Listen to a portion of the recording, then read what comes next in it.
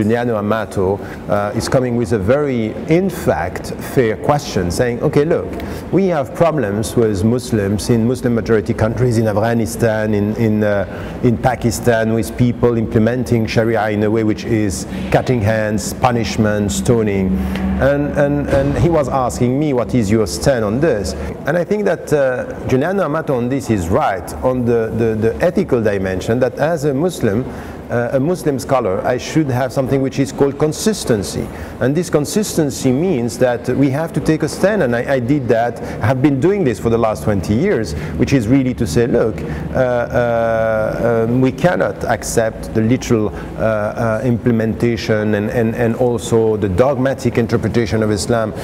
We have to be critical. So I have been critical and think that this way of implementing Sharia and understanding that we start by punishing, by refusing anything which is coming from the West, is not my interpretation of Islam. So this critical debate is quite important. I'm like this with Muslims, and self-criticism is very important, but we all have to be self-critical. And I think that this is the sense of humility that we need in dialogue, which is, you know, we are talking about human rights, but the Western countries are not always abiding by their own values in the way they deal with Muslim-majority countries, they deal with human rights. Look about what is happening in Iraq or in Afghanistan, torture, all this. So I think it's quite important, and in these days where we have Obama going to talk to the Muslims, I said that the first thing that we are expecting is self-criticism in order to be heard and trusted by the Muslim, and also to be critical towards the Muslim world by saying, look, it's really important for you to abide by your principles and to promote more creativity and education in the Muslim majority countries. And the last point is, really, I think that it's important for us to understand that among Muslim scholars, and not only with people very close to the West, but even with traditionalists, even with political trends, there is a debate that we have to nurture and to carry on.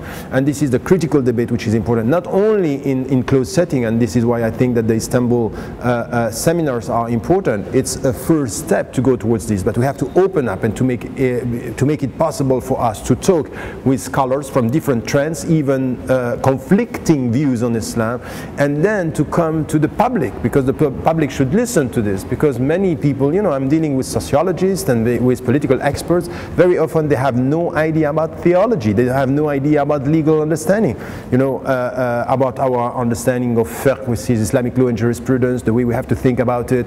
This is all what I have been also doing from within, but I need also the West to be able to listen to this critical dialogue, for example, on the women. What is happening now in the Muslim majority countries is really important. We have trends of women saying we want to be faithful to our tradition, but we don't want to accept the patriarchal way of dealing with the scriptural sources, and we don't want literalism, but we don't want also to be following blindly the Western way of life. So this is something which is quite critical. I think that we have to open this debate as well, and to understand that it's happening. So this is quite important for us today, to be able to show this to the people, to make it clear that the Islamic tradition is complex.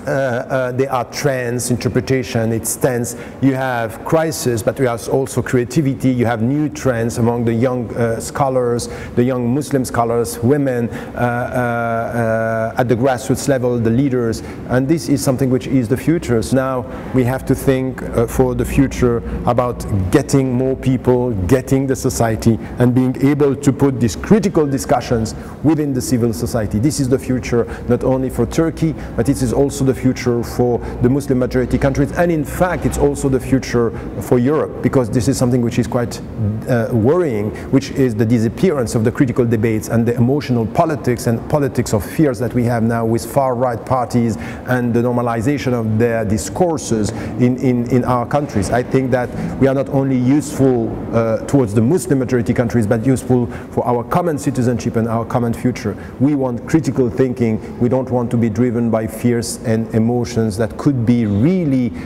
damaging the future of our democratic societies.